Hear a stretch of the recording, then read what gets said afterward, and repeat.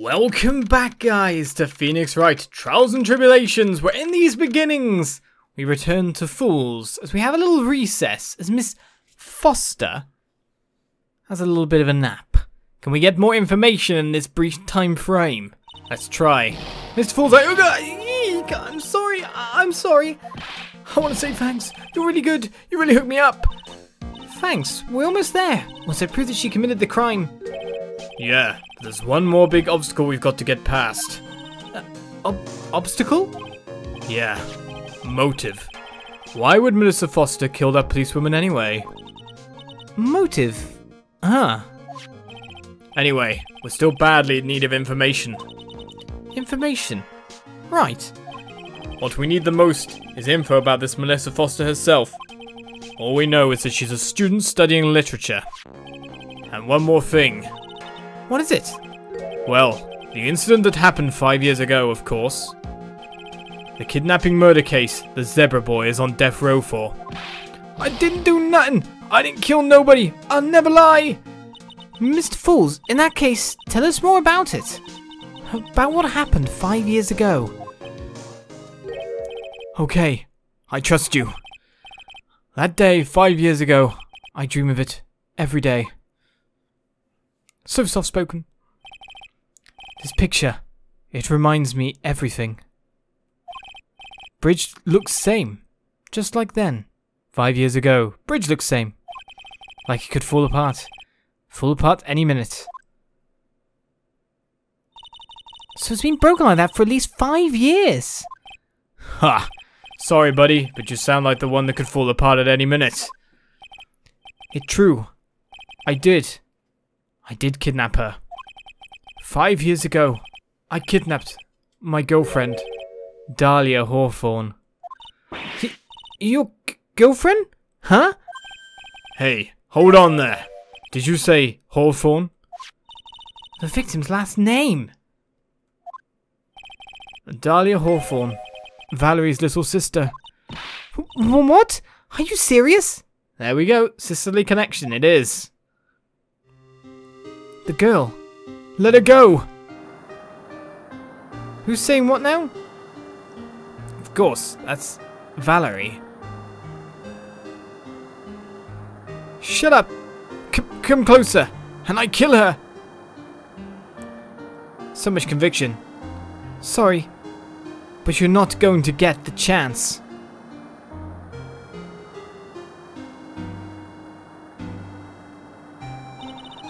The detective back then was Valerie Hawthorne. At first I thought shooting someone for kidnapping was crossing the line, but if it was to protect her little sister, I can understand why she did it. Wrong! No protect sister! Valerie betrayed me! Betray us! What do you mean she betrayed you? Everything. All lies. All make-believe. Kidnapping too. A make-believe kidnapping? Dahlia. My girlfriend. My love. My teen angel. Did he actually say my teen angel? He's seen one too many soap operas. I do anything she says. Anything Dahlia says. Anything Dahlia says? Hold on a minute. What you're saying is that the kidnapping 5 years ago was planned by... Yeah, me and Dahlia. And Valerie too. Valerie was in on it? Dahlia's family rich. Jewelry business. We get one jewel. That's what we thought. Me and Dahlia wrote kidnap note. We send to her dad. Ask for $2 million diamond. Tell him make exchange on Dusky Bridge. We tell him Valerie make transfer cause she knew detective. Having a police detective in your pocket is a useful thing, alright. In the end, you were planning on splitting the 2 million 3 ways, huh? Yeah, but that woman!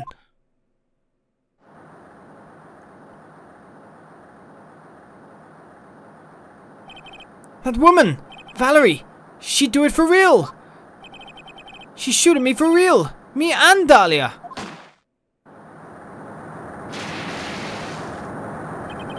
I was shot in the arm! Dahlia! She jumped in river!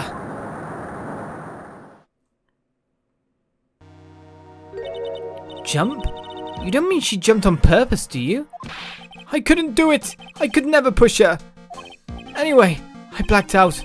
Wake up with police all over. And that's when they decided to give you the death sentence.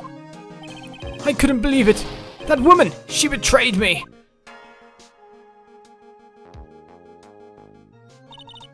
That man, Terry Fawles, he killed her.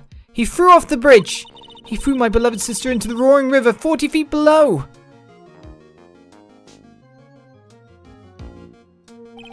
These 5 years, all I wonder is why? Why did she lie? That's all I want to know. So that's why you called her. You wanted to hear the truth from Valerie herself. Yes, but I forget what she looked like, so I tell her to wear a scarf. I don't want to hurt her. Just ask why. Why? Why did you lie? Why did you betray me? I just want to hear answer come from her mouth, that's all. So that's why. That's why you made a crazy escape like that. Just one thing, Zebra Boy. My senses are tingling all over. Tell me, Mr. Fawles. Where is it? Huh? Where's what? Come on now, kitten. The ransom. The $2 million diamond. Remember that now? Did you give it back to Pops? Did the police take it? I don't know. Huh? You don't know? No, really. I don't know. It's gone. With Dahlia. With Dahlia? That day, on the bridge. Dahlia put it in backpack.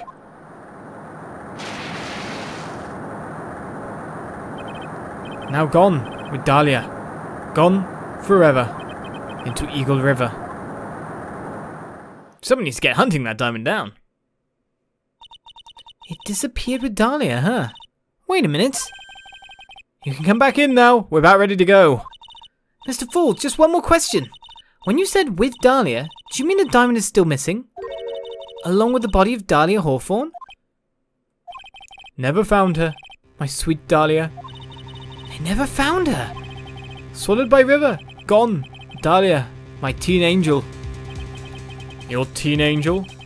How old was she anyway? Just 14.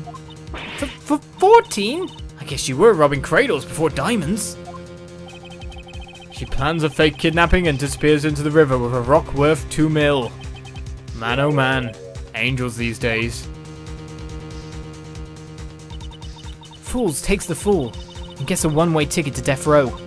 Is Dahlia Hawthorne an angel or is she really a... It's time, kitten. It looks like we have a few more aces up our sleeve now. You bet! The diamond has been added to the court record. The training wheels come off now, Mia. You've got to strike while the iron is hot.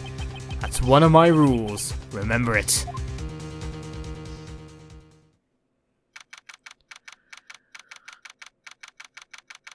Naughty, naughty Dahlia.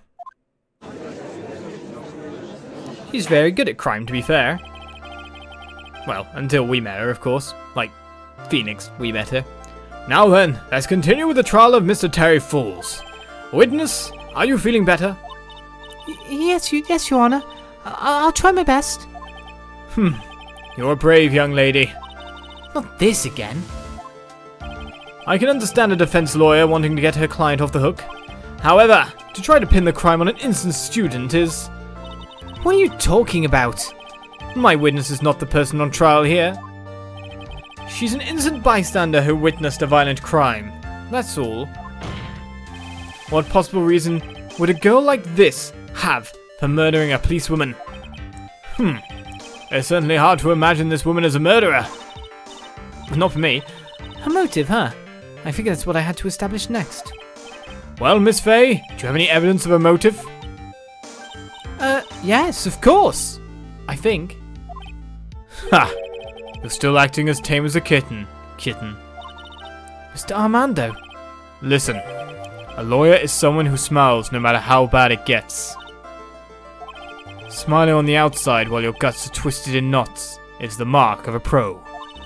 Maybe so, but I wish you would quit grinning at me like that. Excuse me. May I speak, Mr. Judge? Of course. Mr. Judge is ready anytime you like.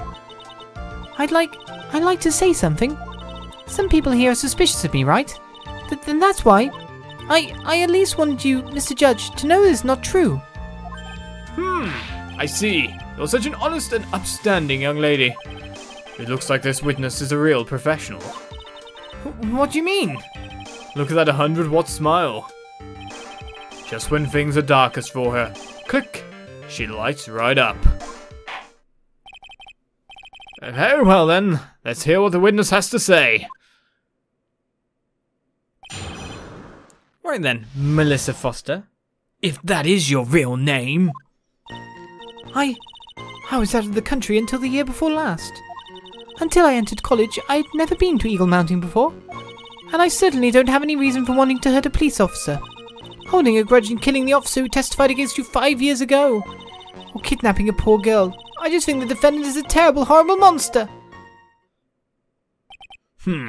Out of the country, eh? Precisely. Furthermore, she has no possible motive for committing murder.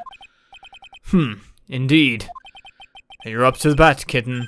Sharpen those claws, and put on your best smile. You bet! Somehow, I have to tie her to this case. Like who she is? How do I do that? So, okay. Never been to Eagle Mountain before, entered college. We don't have much information about her actually apart from the diamond. Certainly don't have any reason for wanting to hurt a police officer, sure. Holding a grudge and killing the officer who testified against you 5 years ago.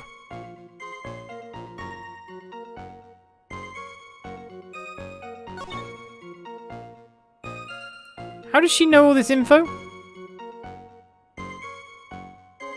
I think it's time to start pressing, don't you? I don't think there's anything I can go with, but it's kind of like, you know a lot about this case. You know a lot about this case. Hold it! So you were out the country, were you? So what country were you living in then? We were all living abroad, but as my parents were killed... It was a brutal civil war. She had to make her way back home alone. I lost everything. I didn't even have any personal identification. What kind of sub-story is this? What do I do? Should I press for details? I don't know, I guess it wouldn't hurt. Witness, answer my question. I'll even repeat it for you. What country were you in? That doesn't matter, it's not pertinent to the case. Your Honor, this line of questioning is childish. What country she was in, and how many languages she may speak are irrelevant here. What we're here to evaluate is whether this witness has any connection to this case. I've lived abroad ever since I was a little girl. That's why I could never have known Mr. Fawles or Detective Hawthorne. Yes, I think we've established that point. Yes, indeed. Well then, shall we add what you've just stated to the official testimony? Yes, please, Mr. Judge. So we've added a bit to it. Naturally, I didn't even know the victim or the defendant. I'm gonna have to look through my stuff again here, because... Look who we've got here. Blacked out image, eh? Age 19, 5 years gone, 14 years old. Oh look, what's going on? But nothing really else apart from that. That says 5 years ago, that's useful. 5 years ago as well. Miles looks weird in that. Evidence-wise, what does the diamond say on it? A $2 million gem used as ransom for Dahlia lost to Eagle River 5 years ago. Okay, I think we got to keep pressing, and I don't think this is a useful subject. Hold it! You didn't know either person? Are you certain of that? Yes, I'm afraid I'm rather shy around people. Oh well, that can be helped. Why is he just agreeing with everything that comes out of her mouth? The first time you saw either of them was when they were on the bridge, correct? Yes, it really was a coincidence. Until I entered college, I'd never even been to Eagle Mountain before. You sure? So what made you decide to go to Eagle Mountain anyway? I just love being outdoors. Picnics, hiking, you know, that sort of thing. You don't look like much of a hiker to me, but you do look like a digger of sorts. But Eagle Mountain is a 2-hour drive from here, and no trains run through there. There are plenty of mountains that are closer and easier to get to. Well, I went there once with the college hiking club. I fell in love with its stark, desolate beauty and its cold yet romantic gloominess. Didn't know you were such a goth. By the way, what's the name of your college? Objection! The prosecution objects to any questions that involve the witness's private life. Why? All that matters is that she is a material witness to a crime. The witness doesn't need to respond to questions that are clearly malicious in intent. Malicious? Thank you. She's really gone too far. Miss Fair, you're treading on thin ice here. I hardly said anything. Talk about sensitive. And I certainly don't have any reason for wanting to hurt a police officer. Hold it! So we can't press harder there. Perhaps, but your behaviour that day was Very suspicious. It was. I remember you contradicted yourself here in court, but you know things you shouldn't. This is my point. How do you know the things? For example, the scratches on the trunk of the car. Well, that's... Objection! Really? Unfortunately, Miss Fay, your last statement proves nothing. Oh really? And why is that? The witness came to the police station once to identify the suspect. It's entirely possible that, at that time, an officer showed her this photo.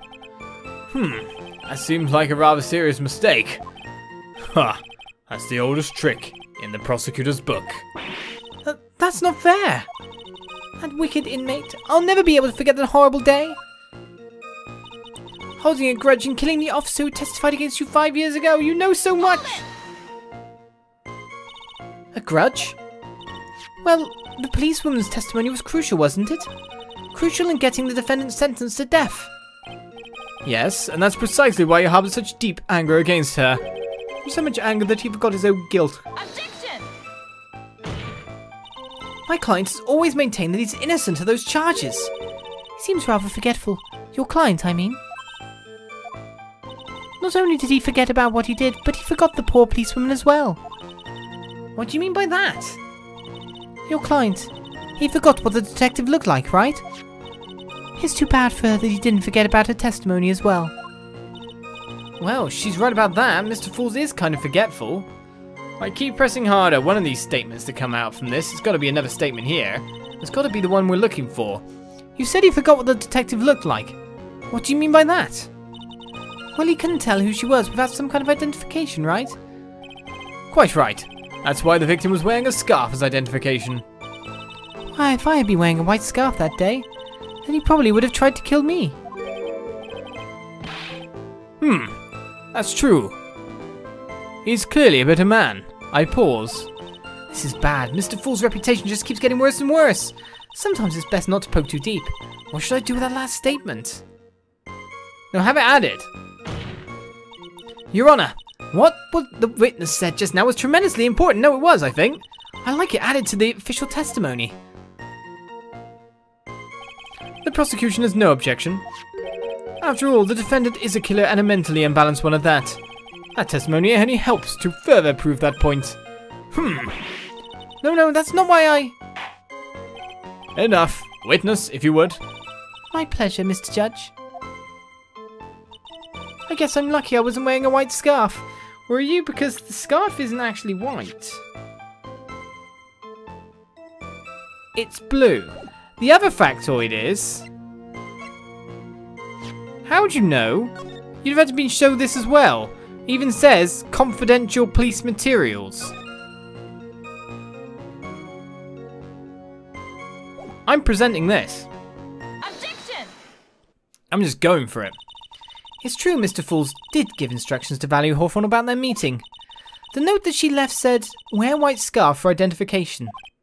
Yes, what about it? Isn't it obvious? Doesn't it strike you as odd? That note was a secret piece of evidence. How is it that the witness knows about it? Ah, you can try this again, Edgeworth. This one says it's confidential. Order, order.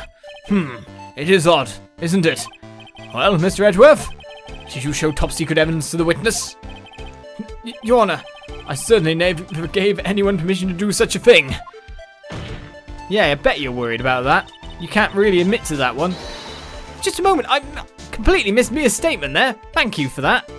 Don't let me do a thing. But really, Melissa, you're in trouble.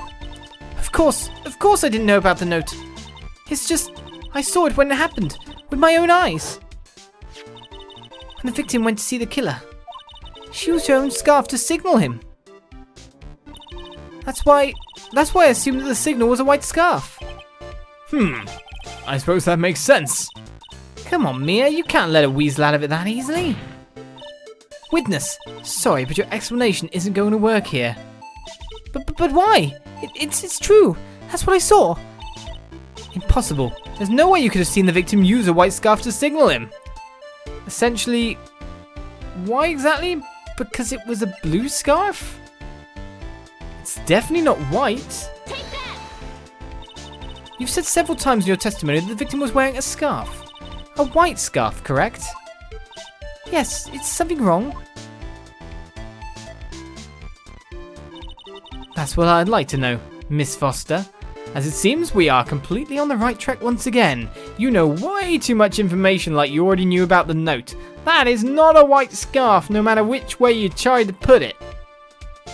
So you saw the note, but not necessarily the scarf? I'm really confused here, as we continue on with Trials and Tribulations. Next time, how are we going to reveal that she's Dahlia? And will it happen next episode? Find out then. Bye-bye.